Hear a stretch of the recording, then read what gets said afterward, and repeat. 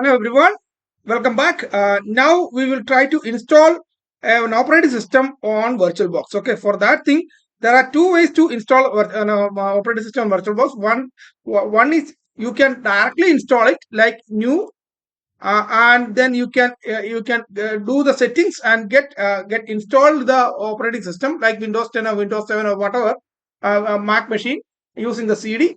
Or you can have an Oracle VirtualBox image which is already installed and then has done with the export appliances. Okay, so when once everything is installed and in this machine, and you can export it, which you can import as a file, as an OVA file, which you can later import it to your machine. So likewise, I have actually created and exported an image, VirtualBox image of Windows 7. So that I will try to import it here. Okay. So for that thing, I will go to this D drive. Uh, let me select it. Select the D drive. What is that? Desktop. This PC. D.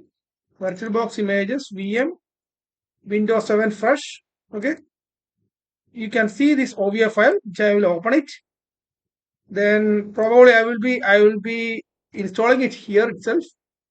VirtualBox images. Maybe I will create a folder where I can install it. Install. Some code is actually there. So let me rename it.